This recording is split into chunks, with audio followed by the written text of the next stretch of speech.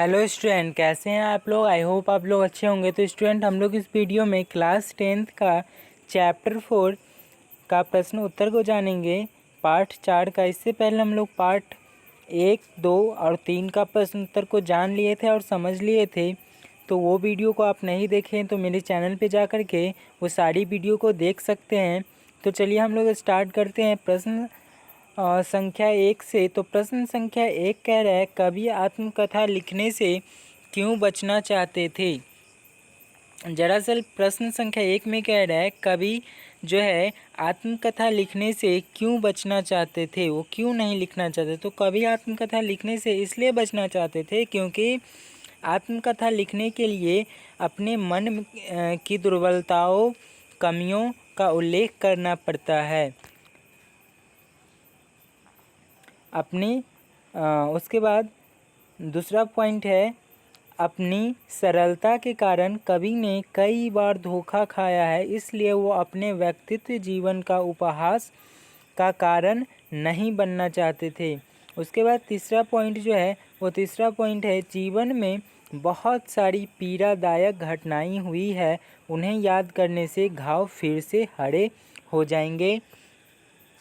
चौथा पॉइंट है, कवि अपने व्यक्तित्व अनुभवों को दुनिया के समक्ष व्यक्त नहीं करना चाहते थे। दरअसल बात ये था कि कवि जो थे वो अपना जो दुख था वो दुनिया के सामने व्यक्त नहीं करना चाहते थे, अपने अनुभवों को। और उसके बाद उसको बहुत अगर अपना आत्मकथा दूसरों के सामने व्यक्त करता तो उसको बहुत पीड़ा होती थी, यानी कि कष्ट होती थी।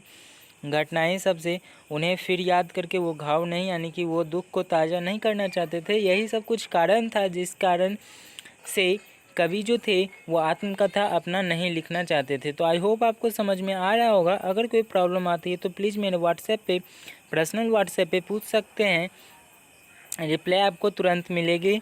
तो मेरा पर्सनल व्हाट्सएप नंबर डिस्क्रिप्शन में नंबर दिया हुआ है। तो चलिए हम लोग प्रश्न संख्या 2 को देखते हैं। और प्रश्न संख्या 2 है, आत्मकथा सुनने के संदर्भ में अभी समय भी नहीं, कवि ऐसा क्यों कहता है। कवि जो है ऐसा क्यों कहते हैं कि आत्मकथा सुनने के संदर्भ में अभी समय भी नहीं।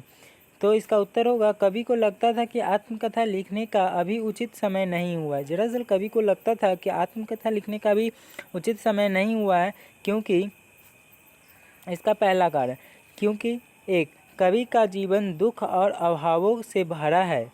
कवि का जो जीवन था वो दुख और अभावों से भरा हुआ था। मुश्किल से कवि को अपनी पुरानी वेदना से मुक्ति मिली है। आत्मकथा लिखकर कवि अपने मन में दबी असफलताओं को याद करके पुनः दुखी नहीं होना चाहते थे, इसलिए वे वैसा कहें। उसके बाद दूसरा पॉइंट जो है वो इस प्रकार है, कवि को ऐसा लगता है कि उसे अभी ऐसी कोई बड़ी उपलब्धि नहीं मिली है जिसे वह लोगों के सामने प्रेरणा स्वरूप रख सके। इसलिए वो कहते थे, यही 2 पॉइंट था, इसके कारण वो कहते थे कि अभी जो है समय भी नहीं है, वो इस कारण कहते थे। तो आई होप आपको समझ में आ रहा होगा। तो चलिए हम लोग प्रश्न संख्या 3 को देखते हैं। और प्रश्न संख्या 3 कह रहा है, स्मृति को पाथेय बनाने से कवि का क्या आशय है। स्मृति को पाथेय बनाने से कवि का जो है क्या आशय है, क्या मतलब है। तो इसका उत्तर होगा, पाथेय मतलब क्या होता है। तो पाथेय अर्थात रास्ते का भोजन या फिर सहारा। पाथेय जो मतलब होता है, पाथेय मतलब होता है रास्ते का भोजन या फिर सहारा। पाथेय यात्रा में यात्री को सहारा देता है। सुखद स्मृति को पाथेय बनाने से कवि का आशय स्मृति के सहारे जीवन जीने से है। कवि की प्रेयसी उससे दूर हो गई है। कवि के मन मस्तिष्क पर केवल उसकी मधुर स्मृति ही है। इन्हीं स्मृतियों को कवि अपने जीने का सहारा बनाना चाहते हैं। तो ये प्रश्न संख्या 3 का उत्तर था। स्मृति को पाथाई बनाने से कवि का क्या आशय है? यही आशय है कि पाथाई मतलब होता है रास्ते का भोजन या फिर सहारा। कवि के मन मस्तिष्क पर केवल उसकी मधुर स्मृति थी। इन्हीं स्मृतियों से के कारण कवि जो है वो जीने का सहारा बनाना चाहते थे। तो आई होप आपको समझ में आया होगा। प्रश्न संख्या 4, प्रश्न संख्या 4 का एक है भाव स्पष्ट कीजिए। तो भाव स्पष्ट कीजिए का प्रश्न है, मिला कहाँ वह सुख जिसका मैं स्वप्न देखकर जग गया। कभी कहते हैं मिला कहाँ वह सुख जिसका मैं स्वप्न मतलब कि सपना देखकर जग गया। आलिंगन में आते आते मुस्कुरा कर जो भाग गया, यानी कि मुस्कुरा करके जो भाग गया। तो इसका उत्तर होगा, कवि कहना चाहते हैं कि जिस प्रेम से कवि अपने सपने देख रहे हैं वो उन्हें कभी प्राप्त नहीं हुआ। दरअसल कवि जो सपने देख रहे थे वो उन्हें कभी प्राप्त नहीं हुआ। कवि जो थे जिन सुख की कल्पना की थी वह उसे कभी प्राप्त नहीं हुआ और उसका जीवन हमेशा से उस सुख से वंचित ही रहा। इस दुनिया में सुख छलावा मात्र है। हम जिसे सुख समझते हैं वह अधिक समय तक नहीं रहता, स्वप्न की तरह जल्दी ही समाप्त हो जाता है। दरअसल इसका आशय यह है कि कभी जो स्वप्न देखता है मतलब कि सपना देखता है वो उसे प्राप्त नहीं होता है। उसके बाद वह जो सुख होता है, कभी कहते हैं वो जो सुख होता है वो ज़्यादा देर तक नहीं टिक पाता है, वो जल्दी ही समाप्त हो जाता है। स्वप्न की तरह ही जैसे स्वप्न समाप्त हो जाता है, रात में हम लोग स्वप्न देखते हैं, सपना देखते हैं और सुबह गायब, उसी तरह जो सुख जो होता है वो जल्दी ही समाप्त हो जाता है, ज़्यादा दिन तक टिकता नहीं है। उसके बाद भाव स्पष्ट कीजिएगा 4.2 है, मतलब कि 4 का दूसरा है, जिसके अरुण कपोलों की मतवाली सुंदर छाया में अनुरागनी उषा लेती थी निज सुहाग मधुमाया में। तो इसका जो आशय स्पष्ट कीजिएगा उत्तर होगा वो होगा, कभी अपनी प्रेयसी के सौंदर्य का वर्णन करते हुए कहते हैं कि प्रेममयी भोर वेला भी अपनी मधुर ललिमा उसके गालों में लिया करती थी। कवि की प्रेमिका का मुख सौंदर्य उष्माकालीन लालिमा से भी बढ़कर था। मतलब सूर्य का जो पहली किरण होता है वो कितने लाल होता है, उससे भी उसका कवि का जो प्रेमिका का मुख था उससे भी लाल था, उष्माकालीन लालिमा से भी बढ़कर था। उसके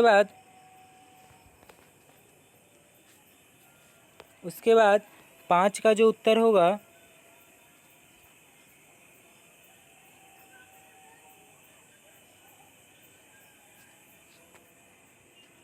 सॉरी स्टूडेंट, उसके बाद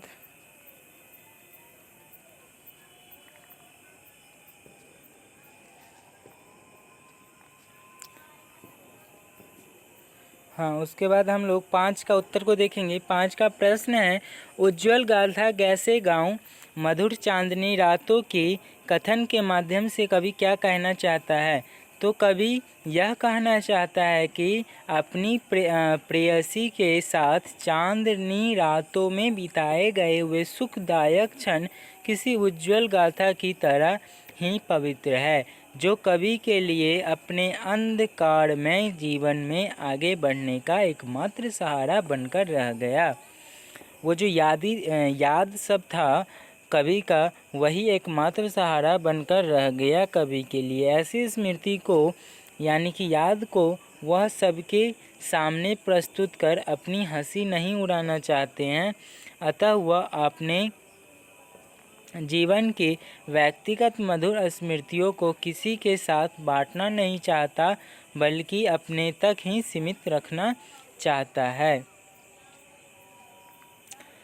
तो कवि जो थे इस कथन के माध्यम से यही कहना चाहते थे। तो आई होप आपको इसका उत्तर समझ में आया होगा। उसके बाद प्रश्न संख्या 6। प्रश्न संख्या 6 कह रहा है आत्मकथ्य यानी कि आत्मकथा कविता की काव्य भाषा की विशेषताएं उदाहरण सहित लिखिए। तो इसका उत्तर होगा जयशंकर प्रसाद द्वारा रचित कविता आत्मकथ्य की विशेषताएं निम्नलिखित है। प्रस्तुत कविता में कवि ने खड़ी बोली हिंदी भाषा का प्रयोग किया है। यह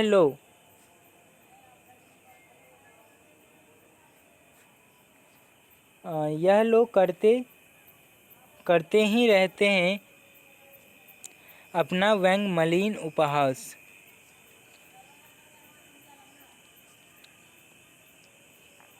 खड़ी बोली जो होता है उसका प्रयोग किए हैं कविता में।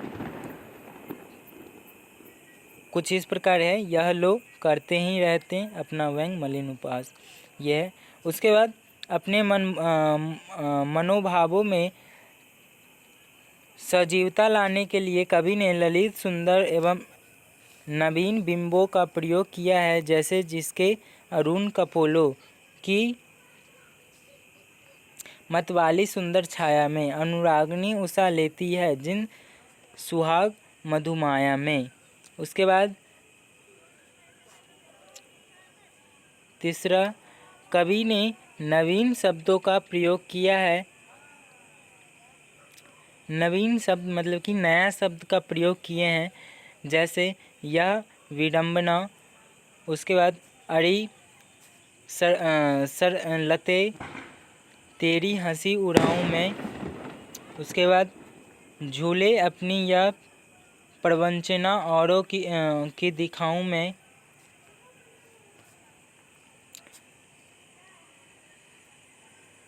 कुछ इस प्रकार ये सब। जैसे कि पाँचवा है अलंकारों के प्रयोग के काव्य सौंदर्य बढ़ गए, चूँकि ये अलंकार भी यूज किए हैं अपने पोयम में। तो खिलखिलाकर आते आते मैं रुक्ति अलंकार का प्रयोग किया गया है, जैसे कि अरुण कपोलों में रूपक अलंकार, मेरी मौन अनुरागी उष्मा में अनुप्रास अलंकार, ये सब का अलंकार का प्रयोग किए हैं, यूज किए हैं। इसलिए इसका जो कविता है और भी अच्छा बन गया है। तो इसका उत्तर था। अब हम लोग चलिए उत्तर प्रश्न संख्या 7 का उत्तर जानते हैं। तो प्रश्न संख्या 7 है कवि ने जो सुख का स्वप्न देखा था उसे कविता में किस रूप से अभिव्यक्त किया गया है। दरअसल कवि ने जो स्वप्न देखा था, सपना देखा था, उसे कविता में किस रूप से वो प्रस्तुत किए हैं। तो इसका उत्तर होगा कवि ने जो सुख का स्वप्न देखा था, सपना देखा था, उसे वह अपनी प्रेयसी नायक के माध्यम से व्यक्त किया है। कवि कहना चाहते हैं कि नायिका स्वप्न में उसके पास आते आते मुस्कुराकर भाग गई। कवि कहना चाहते हैं कि जिस प्रेम के वे सपने देख रहे थे वो उन्हें कभी प्राप्त नहीं हुआ। कवि ने जिस सुख की कल्पना की थी वह उसे कभी प्राप्त न हुआ और उसका जीवन हमेशा सुख से वांछित हो गया। इस दुनिया में सुख छलाव मात्र है। हम जिसे सुख समझते हैं वो अधिक समय तक नहीं रहता, स्वप्न की तरह जल्दी ही समाप्त हो जाता है। तो इसका उत्तर ये था। आई होप आपको समझ में आया होगा। और देखिए ये रचना और अभिव्यक्ति है, इसका हम लोग इसका नहीं करेंगे प्रश्न उत्तर। अगर आपसे बन जाती है तो ठीक है, अगर नहीं बनती हैं तो आप मुझे कमेंट कर सकते हैं। इसका एक नेक्स्ट वीडियो में इसका भी क्वेश्चन आंसर को प्रश्न उत्तर को करवा देंगे अगर आप लोग कमेंट करेंगे तो चलिए हम लोग इस वीडियो में इतना ही। फिर मिलते हैं हम लोग नेक्स्ट वीडियो में। अगर आपको वीडियो पसंद आए तो वीडियो को लाइक कीजिए, दोस्तों के साथ शेयर कीजिए और हमारे चैनल पर पहली बार आए हैं तो चैनल को सब्सक्राइब कर लीजिए इसी टाइप का वीडियो आगे भी देखने के लिए। तो चलिए अभी के लिए इतना ही, फिर मिलते हैं हम लोग नेक्स्ट वीडियो में। तब तक के लिए बाय।